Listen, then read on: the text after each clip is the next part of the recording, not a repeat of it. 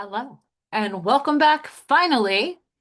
This is a video that I'm going to be doing from a presentation that I did for the Big Bend After Reentry Coalition.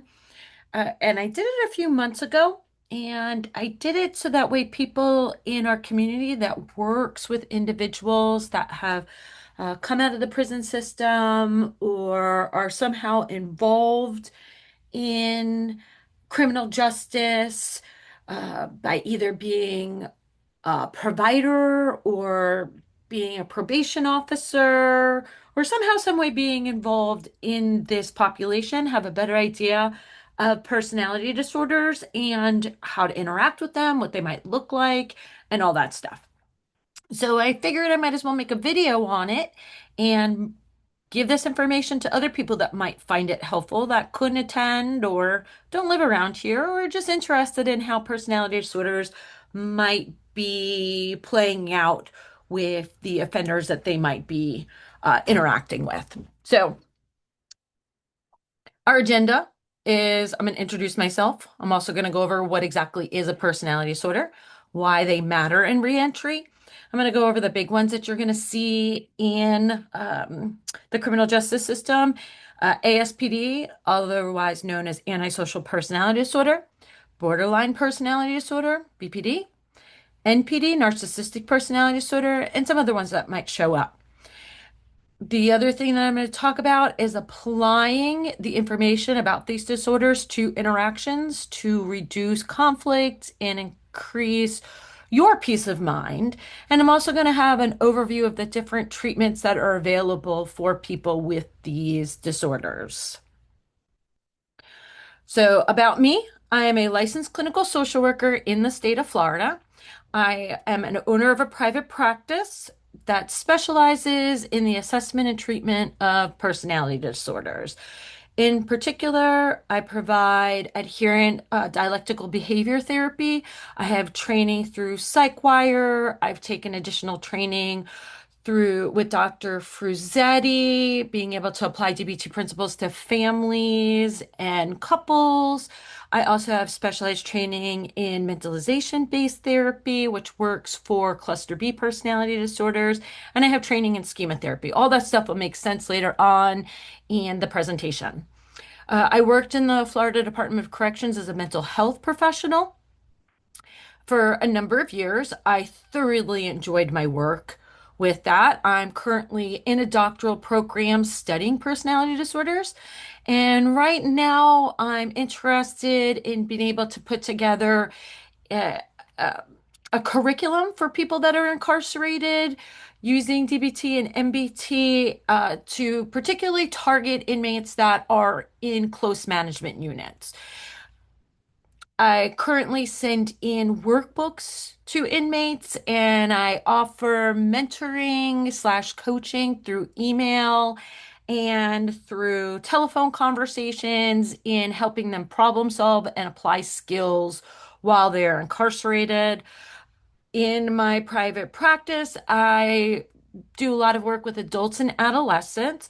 I also am a site for interns, and the interns that I have also host a DBT skills group through BBARC. And we are able to see people free of charge with the interns that have come out of prison or individuals of incarcerated people like family and friends that might be struggling with their loved ones' incarceration. We also see family and friends of people that might have personality disorders, so that way they can interact with their people in a much more effective way and hopefully get their people into a place of being healthy.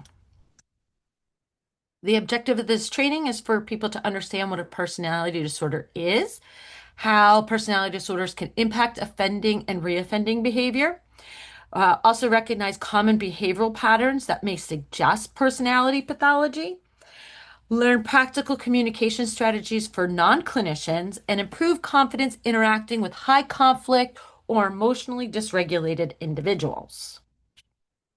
So, what exactly is a personality disorder? Well, a personality disorder is the way a person is. It is our long-standing ways, and we can think of it just as just a personality. So our personalities are our long-standing ways of thinking, of how we respond emotionally, how we function interpersonally, and our ability to control our impulses. Now, the way that I'm going to be talking about personality disorders in this particular presentation is we're going to be using more of the categorical model. The field is starting to shift away from it being categorical and moving more towards a dimensional model, which I appreciate. I know that there's a lot of back and forth about which one is better. For me, as a clinician, I already find that there's a lot of overlap with the different personality disorders, and it makes it harder to give names to people. And I digress. Let me get back to this. So, the personality disorder, though, the way that people interact is rigid. So those of us that have more healthier ways of how we express ourselves and our personality, we're able to be flexible. And what that means is that we have a whole toolbox of different tools that we can use when we encounter different problems in our lives. With people that have personality disorders, they only have, let's just say, a hammer. So their ability to be flexible is not there. Their toolbox only contains a hammer. So regardless of what the situation calls for, they only have really one way of behaving. And these ways of behaving cause problems in relationships, they cause problems at work, and they cause problems in functioning. And oftentimes, especially with our cluster Bs, those behaviors often get them in contact with the criminal justice system, the law. They wind up getting in trouble. In these ways of responding, they persist across multiple settings. So sometimes I'll have somebody that comes in and they'll say, like, oh, I think I have a personality disorder. But the particular behavior only shows up with this one particular person in this one particular type of an environment. That's not really a personality disorder. That's a problem that definitely needs some addressing, but it in itself is not a personality disorder. A personality disorder goes across all the different settings. And a personality disorder, we can see it usually begins in adolescence and early adulthood. We can also see these traits showing up in children even younger. Interpersonal problems are central to a personality disorder. They have a problem with relating to other people. Stress often worsens the symptoms. And people themselves, and this is something different than a lot of the other mental health disorders. A lot of times with other mental health disorders, people have more insight. They understand that they are suffering and that something inside of them is causing their suffering. With personality disorders, there's oftentimes a lack of insight. They perceive that things are happening to them as opposed to things that are occurring inside of them. Now, the thing about personality disorders too is there tends to be a genetic component to it. And the personality disorder, it comes about because of these genetic vulnerabilities coupled with an environment that doesn't know what to do with these traits that start showing up. And when the traits aren't handled appropriately, it can get worse and worse and worse and cause more and more problems later on down the road. And one of the things, I had a good conversation with one of my interns, and one of the interns had more of a difficult time with this genetic component. They felt that it was making it predestiny that these people have these issues. I see it as a completely different thing. If we know that some people are just more genetically vulnerable to certain problems, this means that we can identify them earlier and we could put in interventions that reduce the likelihood of there being a major problem or the personality disorder flourishing and becoming a full personality disorder instead of traits. These are my thoughts. This is my experience. I've also found too that when I diagnose people and explain this genetic vulnerability and environmental influence, It also has really helped the people that I've worked with, and it's helped their family, and it's helped their friends, and it's helped other people really understand people with a personality disorder don't choose to have a personality disorder. It's not something that they have signed up for or that they enjoy often having. Being able to give them the information that they are not at fault for developing it helps them understand that they are not intentionally like this. However, they are still responsible for the choices that they make. They are still responsible for figuring out how to manage their disorder. I like to explain it as if somebody has blindness. So if you're blind, you didn't choose to become blind. Uh, but it's your responsibility if you don't want it to run into walls to figure out how to use a stick and a dog. And you also don't get into cars when you're blind because you know that you're going to crash them. So even though people don't choose to be blind or choose to have a personality disorder or choose to have the struggle that they have in life, it is ultimately our responsibility to learn how to deal with what we have effectively to avoid the negative consequences. Also, with personality disorders, generally, we as providers try to not stand in the way of natural consequences. Natural consequences are sometimes the only ways that people actually learn to change their behaviors with a personality disorder. So making excuses, oh, it's just because you have ASPD. No, no, no, no, no. Because you have ASPD and you're not just going to intrinsically know better, you actually really have to learn from the consequences of acting on that disorder. I hope that makes sense. Why personality disorders matter in reentry. So, having a personality disorder or personality pathology can interfere with probation compliance. It can interfere with treatment engagement. It can interfere with keeping employment, housing stability, emotion regulation, conflict resolution, and relationships with authority figures. And having personality disorders in the system also challenges that system. There can be repeated crises that show up with certain personality disorders, impulsive decisions that then need to be dealt with, rule violations, aggressive behaviors, manipulative, and splitting. And we're going to go over a little bit with later on about splitting. There's also going to be distrust of the system, of distrust of providers, and chronic interpersonal conflict. And one of the modalities that treat these disorders is there's MBT, mentalization-based therapy. And when somebody is having a very difficult time, they go into these low mentalizing moods, not modes, excuse me, modes.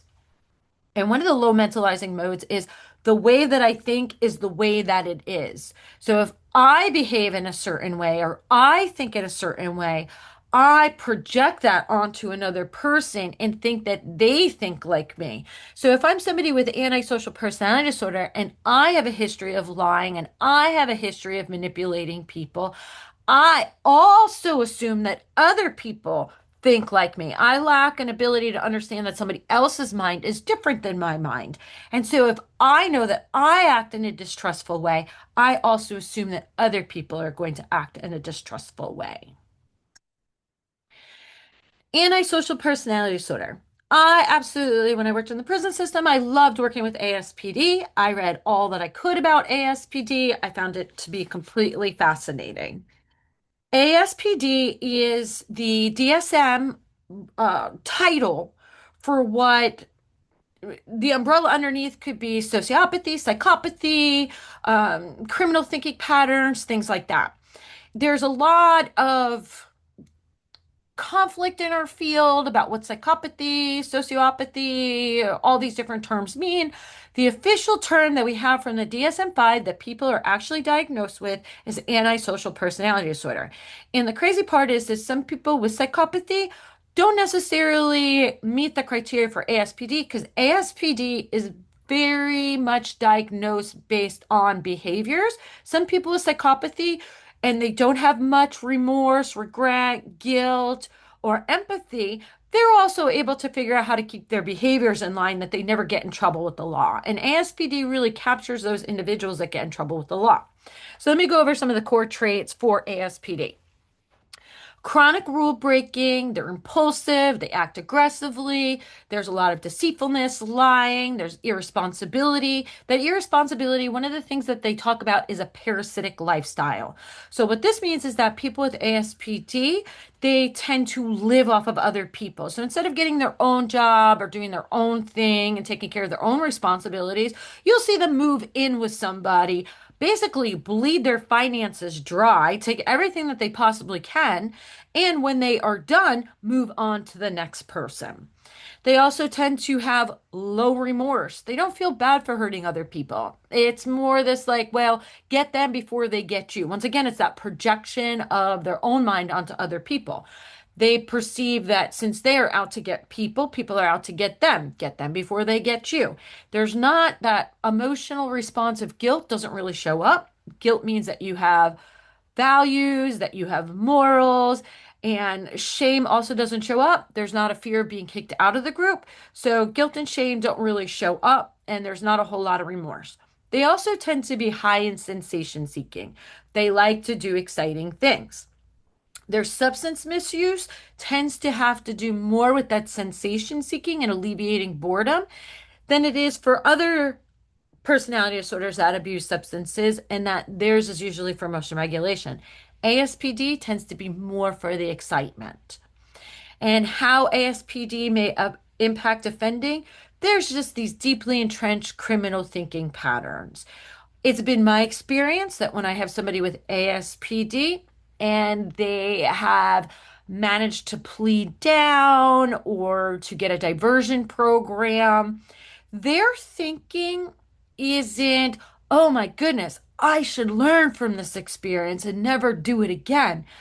Their thinking pattern is, ha ha ha, got away with it. They're never going to get me. So, those of us that are more typical in our personalities and don't have ASPD, and this shows up with NPD too, but ASPD in particular, when we get a break, and we're regular and not suffering from this, we can see our fortune in being given a break. With ASPD, there's this sense of like, oh, I got over on them again. I'm going to keep getting away with things. They also tend to have repeated violations of the law. They tend to be very manipulative. They're always looking for a way to get over on somebody. There's poor accountability. Um, there's where it's somebody else's fault I got caught. It's not ever where I'm a terrible criminal. It's more, well, my luck ran out that day, and that's the reason that I got caught that day. Or the reason I lost that job, it wasn't because I didn't show up on time. It's because they really don't understand that, I couldn't get there, and it's everybody else's fault. It's never their fault. There's not a whole lot of accountability. They also tend to use aggression and intimidation to further their agenda. And like I said, there's more substance misuse, but it tends to be for excitement purposes, not for emotion regulation purposes. And people with ASPD, they like hanging out with other people with ASPD because they like to get into trouble together. So the ways to interact, I'm going to go into more detail later on. These are just brief little ways to interact with this particular personality disorder. Be direct and concrete. Don't say things in a way that isn't direct. If you want them to show up for their probation, you need to be at your probation officer between the hours of 9 and 9:30. That's it. What does it mean to be at your probation office? In the seat. So very concrete. Don't leave anything up to interpretation, because if they make a mistake, they're going to hold on to that interpretation, and it's just not going to go well. So be very direct and concrete. Maintain clear boundaries. I remember when I worked in the prison system, I had one particular inmate where, for me, you're not taking anything from my office. Nothing. This is my stuff. It is not yours. Do not touch it. And I had somebody one time pick a staple up off the floor. And the rule is that you don't take anything from my office unless I give it to you. And I said, give me my staple. And he said, I found it on the floor. I said, I don't care where you found it. It was not given to you. It was in my office. Give me my staple back. So the rules are the rules are the rules. Do not be flexible with the rules when you have somebody that has ASPD. They don't see it as benevolence. They see it as they got over. Maintain those clear boundaries.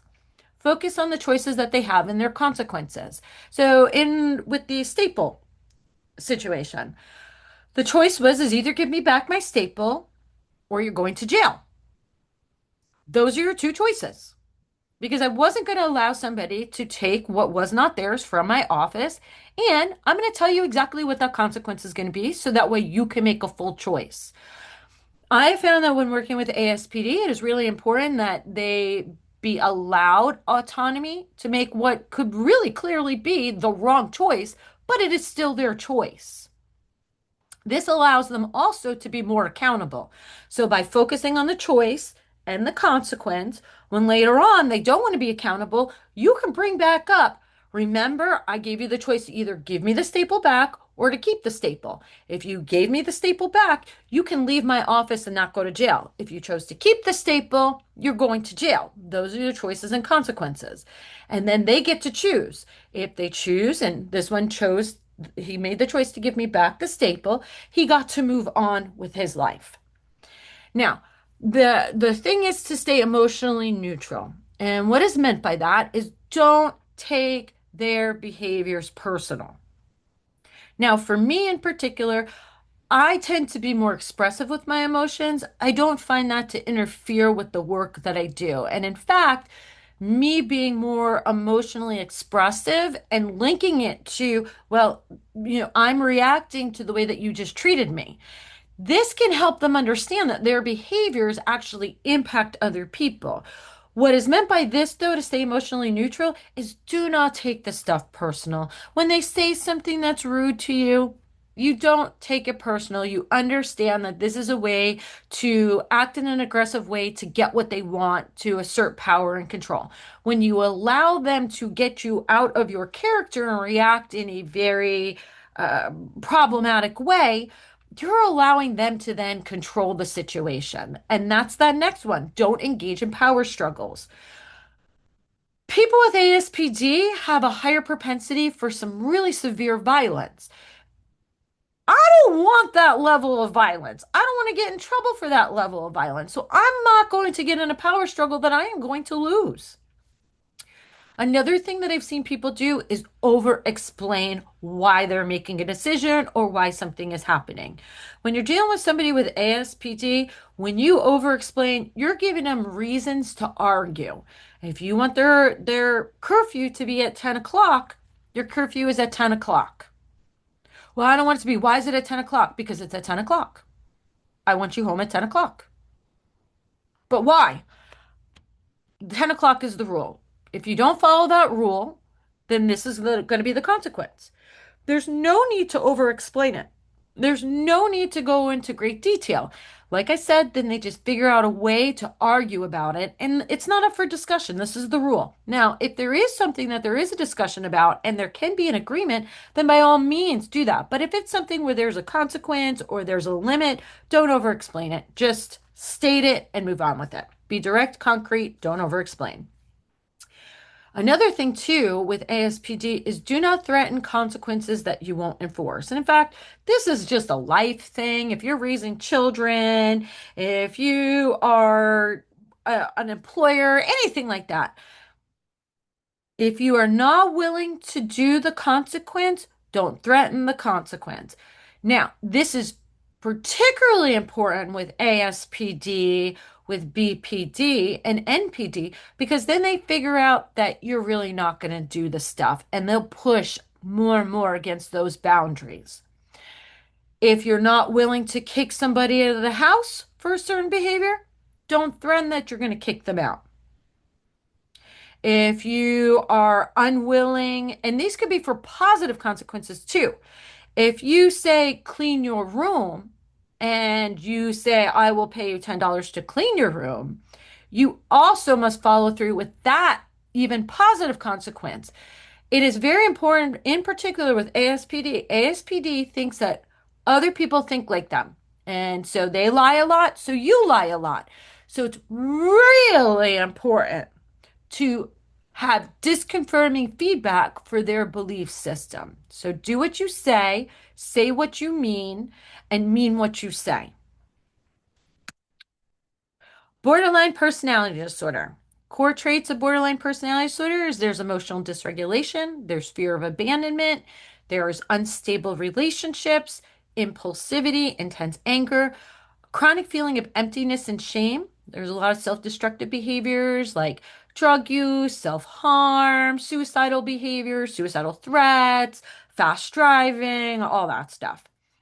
In terms of how it might show up in justice system and reentry, is there tends to be reactive aggression. So aggression with ASPD, it tends to be more in control. It tends to be more instrumental. It tends to have a goal. There's something that's wanted to be done with it.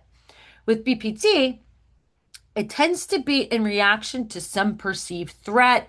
Sometimes it's disrespect, which means that there's rejection. It tends to be if there's conflict in a relationship where there's a fear of abandonment or rejection. It tends to sometimes show up in the criminal justice system. There was a study that I read that people with co-occurring BPD and ASPD, they tend to get more verbal disrespect DRs. They tend to react um, with a lot more aggression towards somebody that steps to them. So they're not plotting and planning their aggression. Their aggression shows up in reaction to something. There also tends to be this crisis cycle where things will be going okay, and then there'll be a rupture in a relationship, and all of a sudden they're trying to hurt themselves to re-regulate, or they're banging on their cell door, or they're doing something that escalates things. They tend to, from a DBT perspective, what we call get into emotion mind, and they tend to have a really difficult time calming themselves back down again without that escalation into self-harming behaviors, physical aggression, drug use, things that are harmful. And those harmful things, unfortunately, also help them regulate their emotions. And oftentimes, after their emotions are regulated, they often feel a deep amount of shame and regret for the way that they behaved. Their substance use also tends to be able to regulate emotions and to be able to escape from strong emotions. They also tend to have more domestic violence issues, especially with men with BPD. I would say women with BPD. So it's been my experience and what I've worked with is men and women with BPD, they both tend to have more aggressive behaviors in their relationships. They tend to punch things. I've had plenty of clients that have kicked holes in walls, punched in holes, kicked in windshields. I've had a couple that have like hit partners' cars or hit their partners with cars. There's been a number of restraining orders. It tends to be BPD.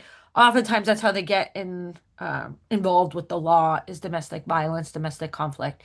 It tends to be that women don't get the law called on them too often, while men tend to get the law called on them more often, which is probably why with BPD, we tend to see men with BPD get more involved in the law, while women with BPD tend to get more involved with the mental health system.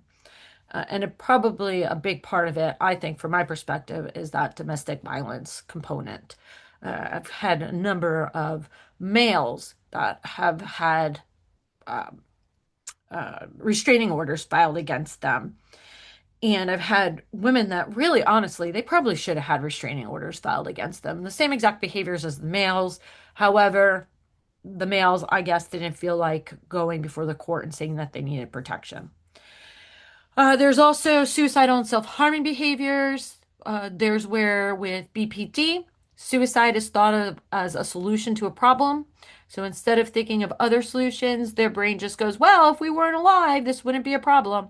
Self-harming behaviors are different than suicidal behaviors. Self-harming behaviors are more for emotion regulation or punishment, and they are not to kill themselves. People with BPD have a difficult time tolerating rejection or limits. They often feel like they're going to be abandoned. I will never forget when I was working in the prison system and I had an inmate where I walked past him and he had said hello to me and I didn't say hello back.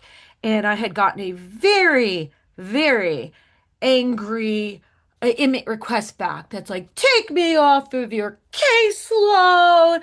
I never meant anything to you anyway. And you mean nothing to me. And then when he calmed down, he was like, hey, Miss Fortier, I take that all back. Can I be on your caseload again? This is because that was a perceived rejection. I was somebody that was important. I didn't say hello, and therefore his brain, instead of being like, well, maybe Mrs. Fortier was busy, didn't see me, or whatever, his brain instead says, she hates me, she's never cared about me, I don't need her anyway, and it spiraled. So they have a very, very, very difficult time tolerating any sort of abandonment or rejection. And off to the side, I have in men, BPD presents as more aggressive, more impulsive. There tends to be more substance misuse, and there tends to be more criminal behaviors associated with men with BPD, and there tends to be more emotional explosiveness. Once again, I don't really know if it's just because they're scarier when these behaviors happen and the law gets called more often that we say that this presents more with men. The research just shows that this shows up more with men, and they tend to have less self-harm. However, if you phrase the self-harm questions in a different way, like, did you punch the wall because you were emotionally overwhelmed and it helped you calm down? They'll say yes. And I would say that that's a form of self-harm because punching the wall, you hurt your hand, you can focus on the pain rather than the emotional sensations. However, punching a wall is also seen as aggressive towards something else as opposed to self-harming behaviors like cutting, which is more towards yourself. However, they're both emotion regulation in order to feel pain. Helpful interactions for strategies with people with BPD. First things first, it's always helpful to validate emotions. Validation is not agreement. Validation is understanding how somebody's thinking and feeling makes sense to that person. One of the things that some of the clients that I work with have a hard time with is when they present something that is really truly invalid. And one of the things from DBT is we do not validate what is completely invalid. If a client comes in and is like, yeah, my landlord is out to get me, and there is absolutely zero proof that a landlord is out to get them, we're not going to validate that experience. We can validate that that person feels like that landlady, landlord, or whatever is out to get them. We could say, wow, that must really suck for a landlord to be out to get you. What's going on? How do you know that they're out to get you? But we don't have to validate, oh, yeah, that landlord is out to get you. No, we can validate the experience of the person that they feel like their landlord is out to get them, but we're not going to validate what's invalid, especially when we know that it's invalid. We're going to remain calm and consistent. One of the worst things you can do with somebody with BPD is amp up with them. Somebody needs to remain calm. With BPD in particular, it is extremely important that somebody be there and stay regulated so the other person can regulate back to that person. If both people are dysregulated, that is not something that's going to be effective. There's also setting respectful boundaries. We're not going to allow people just because, like, there's just somebody recently where they wanted something, and if they didn't get it, they were going to kill themselves. They were feeling very, very suicidal. If they didn't have this one particular thing, that they were just going to kill themselves. And the other person in the situation had to say respectfully, I am not giving you that thing. If that leads you to try to kill yourself, that's something that we're going to have to deal with, but you're not getting it. That's not going to happen. And when you're working with somebody with BPD, you cannot problem solve until the emotional response goes down. First, we have to emotionally regulate before we can problem solve. Just think of it as like when the as a snow globe. If you shake up the snow globe, in order to see everything that's underneath the snow globe, to be able to actually see what the actual problem is, The snow has to settle back down again. If we're trying to problem solve while the snow is all over or see what is below the snow, we can't see anything. We have to wait for the emotion to come down a little bit before we can problem solve. There are strategies from DBT that can be helpful, like the tip skill, to be able to help somebody re-regulate before we can go into problem solving. We're not going to shame or humiliate them. We're not going to say, oh, there goes so and so again, threatening to kill themselves. Oh, here we go with the drama. That stuff is not helpful. It's just going to get them more emotionally reactive. We're not going to become emotionally reactive. Worst thing that you can do. I know for myself, sometimes, and these can be challenging things to deal with, challenging situations and challenging people to work with. And I know for myself, sometimes I've excused myself from a session and gotten an ice pack because sometimes I get dysregulated when somebody's screaming at me. It's not a comfortable experience. And I'll say, I'm getting overwhelmed right now. I'm going to go get an ice pack. Would you like me to get you one as well? I'm becoming emotionally regulated. I dysregulated. I need to use my stop skill. Would you like to do your stop skill with me and do some 5-7 breathing? Another thing with people with BPD is when you don't keep a promise, it feels like a rejection. So if you cannot keep a promise, do not make that promise. If you have to break a promise because something comes up, acknowledge that you broke the promise, acknowledge that the harm that came about from it, and try as much as you can to make amends and don't make promises that you cannot keep. Oftentimes with BPD, when we see somebody suffering, we want to go in and rescue them. Then we often feel some type of way and we turn around wanting to punish them. And then this keeps coming about. This is why it's really important for you to remain calm and consistent, not to get, not to buy into the crisis, is what I call it. Don't become part of that crisis. You need to stay stabilized so that way the person with BPD can stabilize back with you. That way you can go back to problem solving. But don't rescue, don't punish, remain consistent, keep your boundaries. A helpful phrase when dealing with somebody with BPD that is upset, I understand that you're upset, and we also still need to follow the plan. I understand that you would find this particular thing very helpful, and I'm not going to be able to give that to you. Let's figure out another thing that we can do. Narcissistic personality disorder. So, the core traits of narcissistic personality disorder is either we have this grandiosity or we have vulnerable narcissism. Grandiosity, I'm the bee's knees, I'm the absolute best. Vulnerable narcissism is they are special in how wounded they are or how fucked up that they are, to put it bluntly. They are unique and can only be understood by other really unique people. And this includes somebody that has the more vulnerable type, where I'm unique in my suffering. I'm the only one that has ever suffered this way. Now, BPD can be conceptualized as a disorder of difficulty regulating emotions. NPD can be conceptualized as a disorder of difficulty regulating self-esteem. People with NPD don't have a solid sense of themselves. The way that they feel good is by admiration from other people. And the way that they keep that admiration going is sometimes if they feel like you have bumped up against their self-esteem or diminished them, they will rip you down to increase themselves.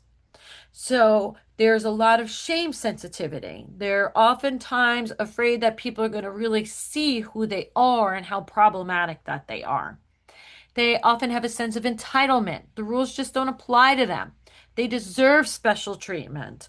I have one person that I work with where he perceives that the school should function for him. It's quite amazing. They're also very sensitive to any criticism. If we remember that their self-esteem is extremely fragile, when they are not considered to be completely perfect by somebody and they're criticized, that self-esteem just falls apart. And then once again, to kind of make themselves feel better, they diminish somebody else. There's not an equality. There's always a better than. So if they're feeling like somebody else might feel like they're better than them, they're going to try to rip that person down. People with NPD also tend to do a lot of that externalizing and blaming other people. There's once again, a very difficult time with accountability. Reentry challenges is there tends to be more conflict with authority. They don't like people being more powerful than them. There also tends to be a lot of anger when corrected because once again, they want to diminish the other person when they're feeling bad about themselves. Why would you need to accept feedback if you're perfect? Clearly, the other person is just not understanding you. And so they'll often argue with the feedback. I've had a few people that I've worked with that have NPD or NPD traits where you'll give them feedback about something and they're like, no, no, no, you're just not understanding me. And it's like, I am understanding you. This is still my feedback. The behavior that you're doing is still problematic. I don't care your rationale for why you're behaving the way that you are. The behavior that you have is problematic, but it's an extremely difficult thing for them to accept that feedback. They also tend to be very sensitive to any humiliation, and they tend to have a lot of interpersonal conflict. Other people don't like people with NPD a lot of the times. They tend to be thinking that they're better than everybody else and they put everybody else down. They tend to be very, very angry. They're just not oftentimes very pleasant to be around. Helpful interaction strategies is do remain respectful and firm, avoid public confrontation, focus on collaboration. So instead of trying to assert your will over somebody with NPD, focus on how it benefits both of you to do a particular thing. Maintain your professionalism. Don't allow them to drag you down. Do not embarrass them publicly. Praise in public, correct in private. Don't engage in ego battles. And do not respond sarcastically. Clear, direct, respectful, and firm. Sarcasm is just seen as diminishment, and it's just going to cause you more problems when you're working with somebody with NPD. Other relevant patterns and personality traits. So there's something called paranoid personality disorder. Paranoid traits, common features are mistrust, suspicion, hypervigilance, reading threat into a neutral situation. Helpful approaches for people with paranoid personality disorder: be transparent, say what you mean what you say, don't hide behind things, say exactly what it is that needs to be said. Explain your decisions clearly. They're oftentimes thinking that you're up to something. If you explain it very clearly to the point with not a lot of words, there's not a lot of things, a lot of room for things to be hidden. Avoid any surprises and remain predictable. Other common traits in reentry is something called OCPD, so obsessive compulsive personality disorder. People with OCPD tend to be very rigid, they have control issues, and they have a difficult time adapting. They also perceive that their way is the only right way. They have a very difficult time with accepting that other people's perspectives might be correct. They also tend to, in some presentations, display a lot of anger and things aren't fair. It's not right. There's this kind of like justification for their anger. If the world was run correctly, this wouldn't even be an issue. So that's another disorder. Avoidant personality disorder. That's shame, withdrawal, feel fear of failure and rejection. And so they just avoid interactions altogether. And then underneath the cluster B is histrionic personality disorder. And this one is there's an emotional intensity, but it seems to be shallow.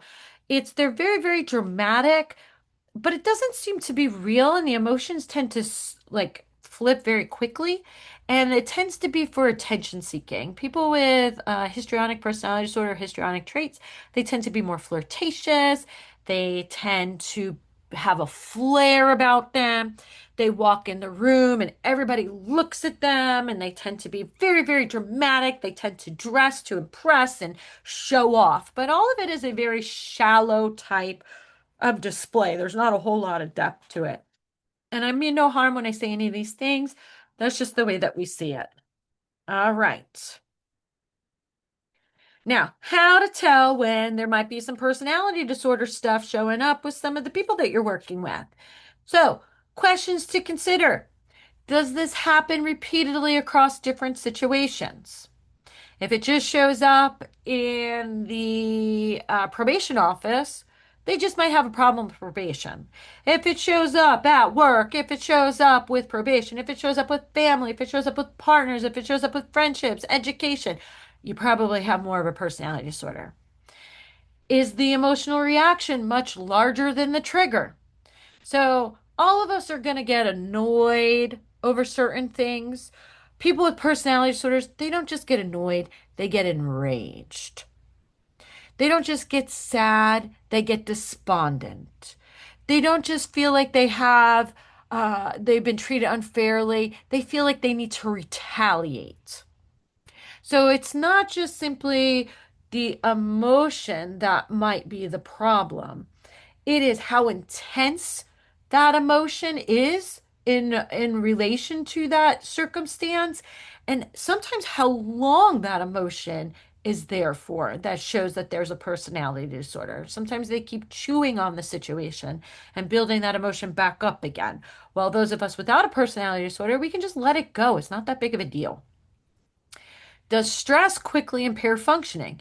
People with personality disorders, they don't have flexibility. So when something stressful shows up, they have an extremely difficult time moving past that stress, and they tend to have a collapse of themselves. And are relationship patterns consistently unstable? Are with paranoid personality and avoidant personality disorders. They tend to not have a whole lot of friends or close people around them because they're always thinking that people are out to get them. With people with ASPD, you'll see a lot of people in their wake that have been harmed by them, that they have been taken advantage of. With NPD, you'll have people that have been, been harmed by those relationships. With people with BPD, they tend to have very chaotic relationships, these really big ups and downs. And so you can kind of tell if somebody has issues with their personality if they don't have friends for a very long time.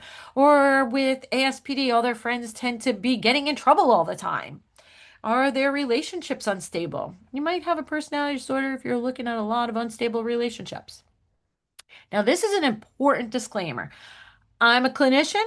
I'm allowed to diagnose personality disorders. Non-clinicians should not be diagnosing personality disorders. You can, however, look for the patterns. And the patterns, like I said, repeated interpersonal conflict, extreme reactions to limits, unstable relationships across different settings. People with personality disorders tend to do this splitting. And this is where somebody is either all good or all bad. Something is either perfect or the worst. There's not a whole lot of shades of gray. And this shows up a lot in BPD and in NPD. With NPD, they tend to do it to themselves, where their love object or whatever it is all good and they're all bad, or they are all good and the other thing is all bad. People with BPD, they tend to split as well, where something is either all good or all bad. They can't hold on to complexity. Part of the therapy for these disorders is being able to walk towards a middle path and start thinking dialectically and seeing the shades of gray. But if you have somebody that's on your caseload in drug treatment or on your caseload for probation, or you're interacting with them because you're an officer in the prison system, and you see somebody that one day you're the best probation officer, one day you're the best drug counselor, one day you're the best security staff, and then the next day, for whatever reason, now you're the biggest piece of shit. You've done nothing. They split on you. It happens. Sometimes they just get a little thought in their mind, just like I talked about with that one inmate where I didn't say hello, and then all of a sudden I was the worst counselor ever, and I don't need to be around him anymore. I hurt his feelings. They can't hold on to complexity, and instead I become a devil. Also, personality disorders is chronic crises. There's never stability, or the stability that shows up is for a very short amount of time until there's another crisis. Personality disorders, there tends to be a rapid escalation of maladaptive behaviors while they're under stress. I could always tell somebody was more BPD in the prison system. They would catch one DR, they would go back there, and instead of just being able to tolerate that and deal with it, somebody with BPD would tend to walk away with God knows how many because they now feel attacked. And now instead of just walking back there, they are now have an assault on staff. They have disrespect to staff. They have throwing things. They have all this other stuff because it's not just one small thing. It has now become this huge situation, and I've seen it out here too, where instead of just pulling over, they go on a high-speed chase instead of just doing one thing when they get into it with their partner and they already know that the police are coming, so then they start freaking out and then they start doing more and more crazy things. And this is why in DB2 we talk about the stop scale, but I digress. There also tends to be with personality disorders, this across the board with the cluster Bs, there's a lot of this externalization, this persistent blaming of other people, and this lack of insight into how they cause their own discomfort. And across the personality disorders, especially with the cluster Bs, there tends to be high sensitivity to shame and disrespect. That shame emotion can get really, really loud. And with the cluster Bs, they tend to react out more. With cluster Cs, when they're shamed, they tend to withdraw more in themselves. It's shame and shame to go down a little bit of a side quest. Shame is a really cool emotion. We are a social species, and shame allows us to modify our behaviors so that way we can stay within the group. The problem is that back in the day, it was a life or death situation to stay in the group. Like if when we were running on the Serengeti or living in caves and we had a very small group, if we were kicked out of that group, we had a good chance of actually dying. Now, we are not living on the Serengeti or living in caves. If we get kicked out of the group, we just find another group. And so, with that, our brain hasn't caught up and it still feels really life or death. And people with personality disorders, for whatever reason, especially, as I'm reflecting, it really has to do with that shame and abandonment thing and that insecure attachment or the dismissive. And so, when they feel that, they automatically go to this place of this is life or death. And in terms of ASPD, where they have reduced shame, it has more to do with disrespect, that somebody's going to take their power away, that somebody is going to diminish them in some way, and they need to protect that. Across the board, communication dues for all of the personality disorders. Do stay calm and predictable. Consistency reduces escalation. Say what you mean what you say. Somebody in the situation has to stay regulated. I remember that there was this one particular inmate that when he would go to confinement, he would completely dysregulate and he would run his head into a wall pretty much every single time.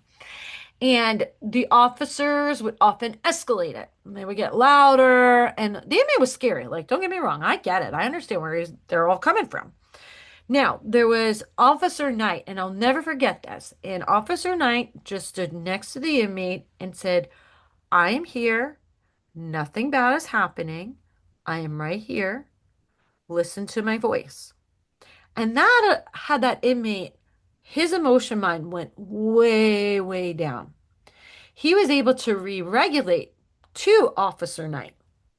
That allowed there to be none of this escalation. And for people that work with personality disorders and are, run into them as a police officer, I'll watch these things because I like to watch the police videos. I find them interesting because I'm always like, oh, look at that personality disorder over there. It's my thing. But you'll see it where an officer will escalate a situation because they start getting frustrated. And instead of staying calm and de-escalating, and let me be clear, when I say de-escalating and staying calm, I do not mean giving in and not holding people accountable. It is very important, like I said before, that people with personality disorders have their natural consequences, that they don't get out of stuff, that what they earn, they receive. However, if you would like to make your job easier and not have to have use of force, if not to do all these other things, you might want to try being consistent, staying calm and predictable. Um, and there's also too, one of the things too is another side quest. It was also my experience that some inmates and some individuals, I perceive that they would use a use of force as a way to emotionally regulate. They would get amped up, they'd start spinning out on something. They didn't self-harm. So their form of self-harming was to escalate things. So that way there could be a use of force, there could be chemicals applied, and that would help them with their emotion regulation. Do with that what you want, but that's my thought. Stay calm and predictable. Consistency reduces escalation. Predictable responses increase trust. I asked individuals that I worked with when they were incarcerated what it was that worked with me. And they said, because you were the same every single day. Your rule on Tuesday was the same as your rule on Friday. Your mood on Wednesday was the same as your mood on Monday. You were the same regardless. So if you're going to be in security, if you're going to be in probation, if you're going to be doing drug treatment, if you're going to be doing reentry work, I'm going to strongly encourage you to do your own work and work through your own shit. That way you can be consistent. You don't get in a mood because something happened in your personal life. If you want your job to be easier when you're working with people with these difficulties, do your own work so that way you can stay calm and predictable. Another communication too is to validate emotions. Like I said before, validation is not agreement. Validating emotions. Name what you see in front of you. I can see this is frustrating. I'd be frustrated as well. I get it. I completely get it. I understand why you're upset. I'd be upset too. This makes perfect sense why you'd be upset.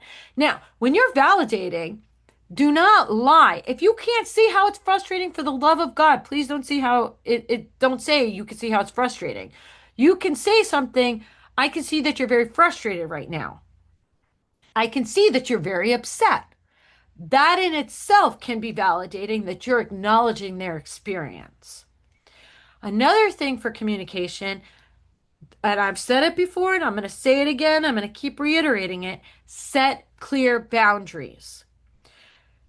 Do not wiggle around in your boundaries. They need to be respectful, they need to be direct, they need to be calm, and they need to be consistent. I find it easier to set them up front and to set them very tight. I believe in setting very, very tight boundaries up front. And then as I observe behaviors that are more trustworthy or that are more stable or that are not so pushy, I will loosen those boundaries and I will let them know that those boundaries are being loosened because of the behaviors that I'm observing. And as I said before, focus on regulation first. People in emotional overload cannot process problem solving effectively. We can think of this as when adrenaline is flowing. The purpose of adrenaline is to get us out of a situation. It is not to think. When we are trying to run away from a lion on the Serengeti, we are not meant to be reflecting on what is the meaning of Shakespeare. That doesn't keep us alive. So when we're in this heightened emotion state, we are not able to problem solve. It is not physiologically possible. People that are able to problem solve when there is a crisis going on generally have trained themselves to not respond, or their adrenaline level doesn't go that high, or they have had so much practice in that particular circumstance that they are able to work and do the stuff necessary despite there being a crisis and high adrenaline. And oftentimes in fields where there's going to be high adrenaline and people still need to think, that's why they have so much practicing. I'm thinking of firefighters practicing running into burning buildings when there isn't a burning building. So that way, when they're actually running into a burning building, they have had the experience of running into burning buildings and they're not overwhelmed by adrenaline. They can still think. And when we're working with personality disorders, we want to use that collaborative language. Let's figure out what will help right here. How do we move forward safely? What do you think might help you in this situation? What can we do together to kind of get you through this? And I love that one. Me acting shocked when my poor decisions lead to negative outcomes. Communication don'ts. Don't power struggle. Avoid arguing or humiliating. If it is where they need to be home at 10 o'clock because it's a 10 o'clock curfew, they walk in at 10:05.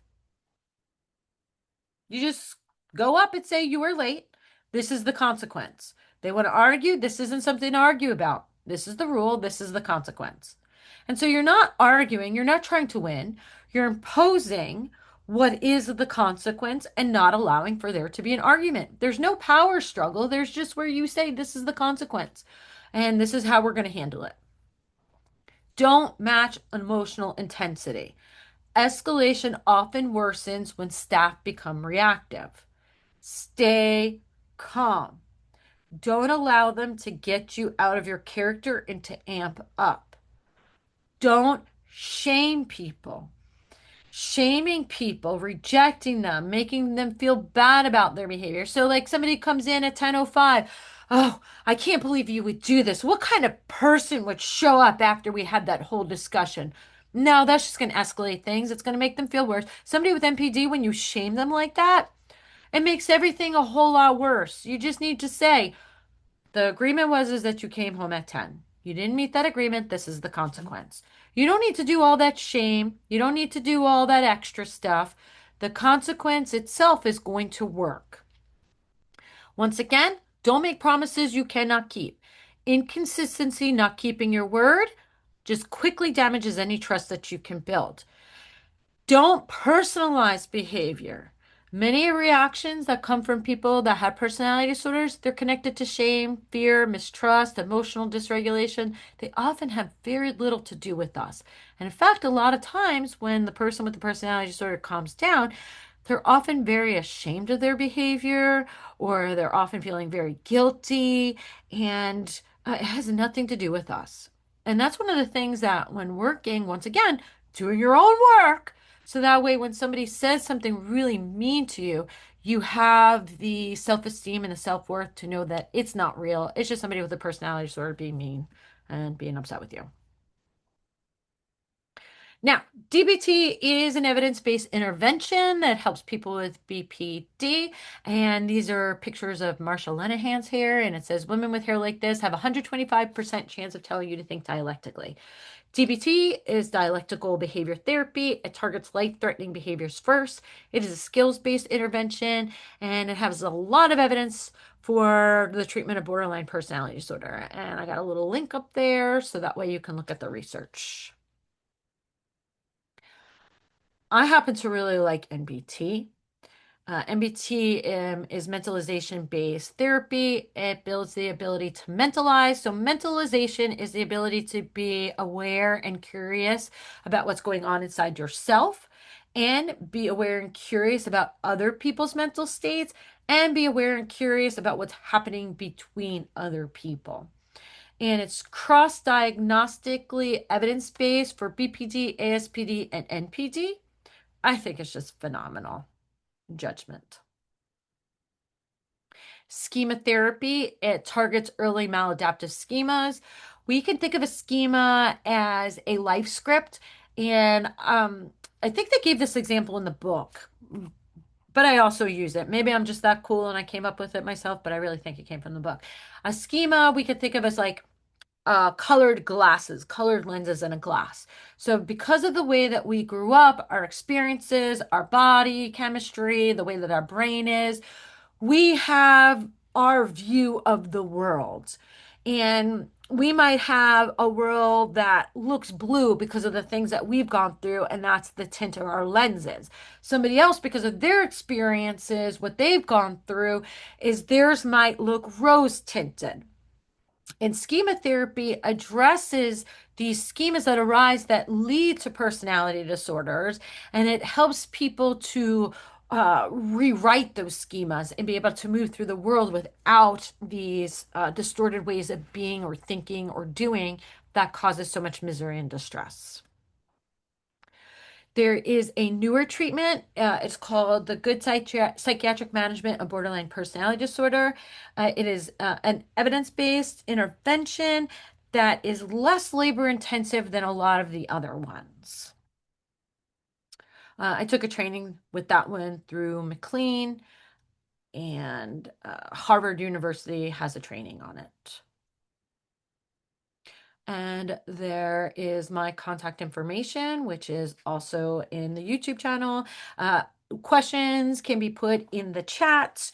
And just for reference, these are some of the books of different things. So this is mentalization-based treatment for personality disorders, mentalization-based treatment for borderline personality disorders, for people that work and don't treat people with personality disorders or have family relationships. I really like Stop Walking on Eggshells. People have some beef with that one. I happen to like this one. They also have Stop Walking on Eggshells for parents. This is mentalization based treatment for pathological narcissism. We also have Handbook of Good Psychiatric Management for Borderline Personality Disorder. Again, feel free to leave any questions in the chat for me. I do sometimes check them depending on how busy I am, but I hope that you found this information helpful, and I hope that you're able to apply it to the people that you work with in either correctional settings, court systems, drug treatment facilities, court mandated different places like DV or DV programs or anger management programs or court mandated therapy, things like that. And my contact information is on this page, and I will see you in the next